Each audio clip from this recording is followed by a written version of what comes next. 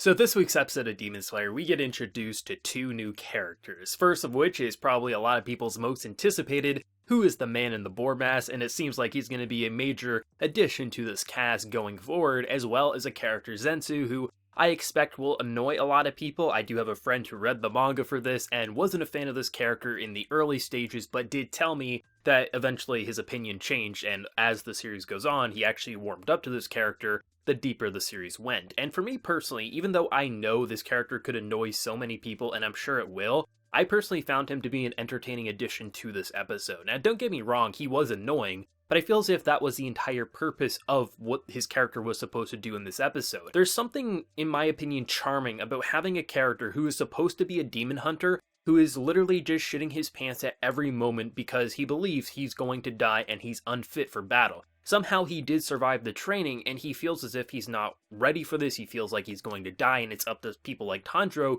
to save him. And generally for me, these types of characters, the over-the-top and ridiculous characters who are just so bombastic, bouncing out the walls, not understanding what it is they're supposed to do, and if maybe you should just knock them out because they just can't shut up. It's a 50-50 split for me, and it really depends on the situation that this character is put into. If I'm watching a character in a more serious cop drama, something to that nature, I'm gonna be absolutely just annoyed by him. And not annoyed entertained-wise, just annoyed. But having a character who is supposed to be one of the demon hunters, it's just such a contrast to what we're typically seeing with someone like Tanjiro. Tanjiro didn't belong to this world. He wasn't supposed to be a part of this organization, but because of what happened to his sister, he was forced in this lifestyle. So seeing someone who really could have been Tanjiro, someone who just wasn't fit for this life, but somehow got roped into it for one reason or another, but unlike Tanjiro, just couldn't mesh in with it in the proper way, but probably is insanely talented when it comes to combat, as else how the hell did he survive the test? Just maybe emotionally he's not fit for what his new lifestyle is, but granted with enough party members and just people supporting him, maybe he can come out of that shell slowly but surely. And I can understand if people just don't like his character because he is so over the top. But for me, I found him to not only just be entertaining with his just outbursts, I mean, granted, it got a little repetitive by the end of the episode, I still found it so funny just seeing either Tanjiro just look at him disgusted, like, how in the hell did you pass the test, or just even having a child being like, you should be ashamed of yourself, you have a sword, what's the sword supposed to do if you can't even use it? There's something just so ridiculous about the dynamic here, and I do expect that as the series goes on, he'll be a little more toned down. The author will figure out how to use his outbursts in a more well-paced manner. I mean, if you look at the first couple of episodes when they were balancing serious and comedic, it really wasn't that great of a balance, but episode 4 onwards, they found an interesting way to blend the shonen comedy with really ridiculous and just gory scenes in a very elegant manner, and I expect this character will be no exception. He'll take a little bit of time to warm up to how to use this character to his full potential, but I imagine he'll be great in battle, as else how the hell did he survive this test, and I do imagine his outbursts and just him freaking out, it will remain for a good while, but I do expect it will be balanced a bit better than what's seen here. You know, this was his first episode to the series. It's going to take a little bit of time to figure out how to use such a wild card of a character, but I personally found him to be an entertaining addition, just seen by the ridiculousness that he did bring to the table. I mean, he doesn't even have a crow. He has a sparrow for his bird, and he doesn't even know what the hell he's doing. I can understand him being just so freaked out that he's like, I gotta get some love in my life before I get my head cut off, but he definitely was going about it in the wrong way, and just seeing that girl being like, bitch, I have a fiance, and smacking him around, you can't say he didn't deserve it, but it was just funny seeing those shenanigans play out.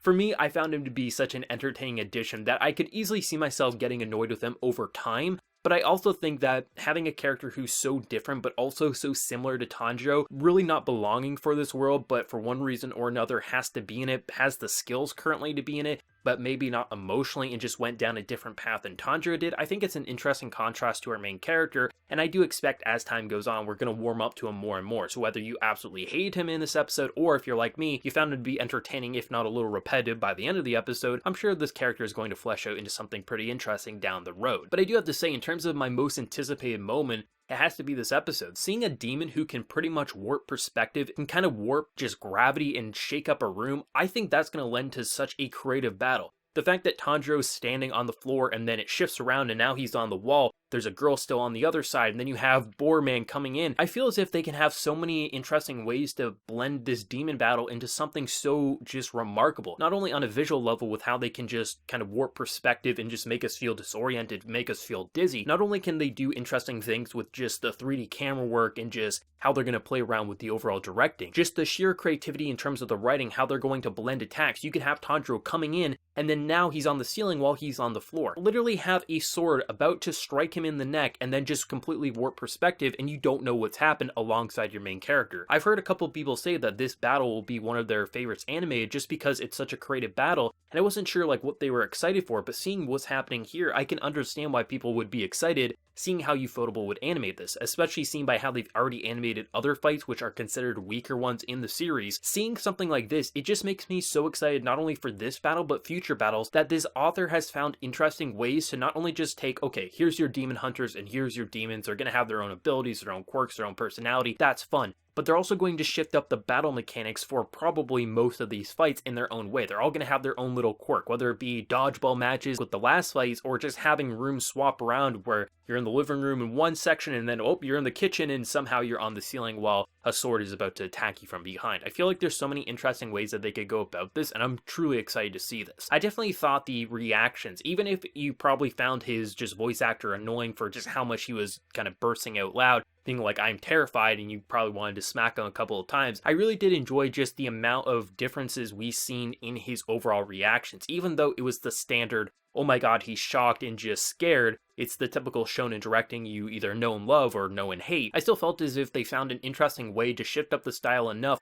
that even if you did get bored of his reactions, I felt as if they found new ways enough to make it feel like, holy shit, how does this guy keep finding more and more ways to feel freaked out even though he shouldn't feel freaked out in this situation? Like, you can understand him not wanting to go down a dark corridor. You can understand him not wanting to fight a demon. Maybe he just got roped into this because of a family or just an organization, or maybe something happened to his family and he's doing something similar to Tanjiro but just doesn't have to resolve in the similar way. They kept finding new ways to just make him overly shocked. Like, there was some basic things they kept kind of similar, just the outlines, him being like shaking in his boots, but I truly felt like they found so many ways within 20 minutes to make me feel as if, holy shit, how can this man be so scared, and how can the animators find new and interesting ways to shake up his just scared reaction? And that's why I kind of loved it. Like, his voice actor, I felt like matched the character that we currently got witness to, someone who is scared, and obviously that's going to be annoying. That's why I said at the beginning of this review, I felt as if his character was supposed to be annoying for what he was representing, and I felt as if his voice actor kind of got that across. But I really love how the animators and just artists kind of brought this out and made me feel like this man is so ridiculous. That's why I kind of have a love-hate relationship with him, but I am glad he's probably will be joining the cast as a tag-along party member throughout this series. There definitely was a couple of really well-directed shots I found. There's this moment where the body comes swinging out from the window, and you're just not expecting it because you hear these drum beats, it's getting progressively louder, and I was expecting, a demon to pop out,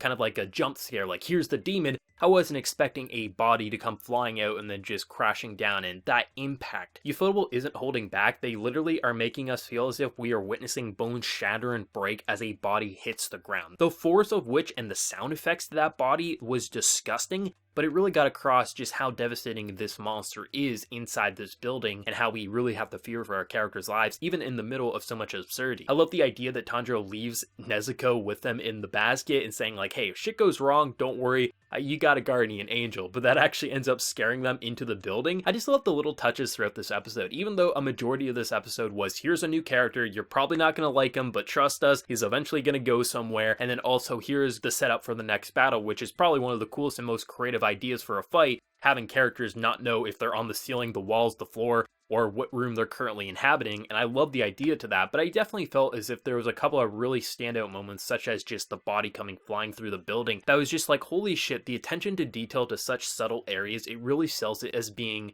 just so impactful and feeling as if Ufotable is going the extra mile, taking the source material, but saying, how can we use our talents to our full potential? How can we take our 3D camera work that people know and love? How can we bring this manga to life in an even better way? Add that third dimension, add that sound effects to make it feel as if it is brutal, make it sound as if it is comedic, make it feel as if Demon Slayer is supposed to be something special that people are supposed to remember. And I really feel like Ufotable is bringing their A game out, and I feel as if both characters that we got introduced to in this week's episode, I feel as if both are going to grow on people. Whether you loved them or hated them in this week's episode, I feel as if from just the introduction introduction, they got across what they're supposed to. We have a boar mask guy who just is ridiculous in speed and power. He's definitely hyper in his own way, and I feel as if he's such an interesting character because you don't know why he looks this way, but also you get a sense of this guy means business, but granted, maybe his hot-headedness will actually bite him in the ass and Tanjiro will have to save the day. But also you get this new character Zenitsu, who I personally feel like is going to be a very entertaining addition, but I also feel like because Tanjiro wasn't putting up with his shit, even when he goes ridiculous, I feel as if he's going to have party members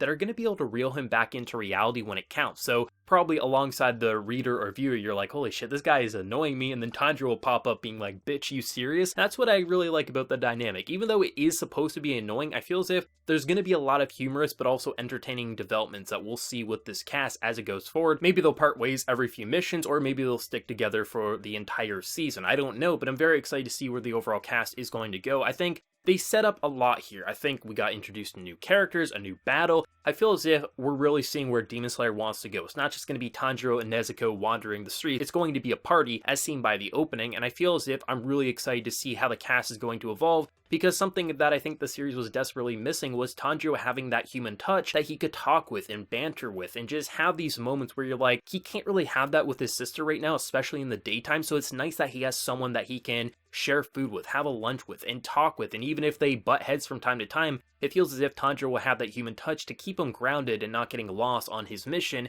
and forgetting who he once was, and I think that's really important. Overall, I thought this was a very fun episode. It had its moments of annoyance, but I also think that annoyance was supposed to be here, and as time goes on, we're going to get more and more used to how his character is, and also I feel as if the author and just the studio will find new ways to bring out his character in more subtle ways that won't be so jarring like with what we saw in this week's episode. But overall, I thought this was a fun episode, but I'll be interested to hear. Did you love the new character? Do you find him annoying? Where do you think it's going to go next week with next week's battle? Let me know down in the comment section below. If you did enjoy this video though, be sure to drop a like and also hit that subscribe button if you happen to be new. So until next time everyone, please take care and have a good one.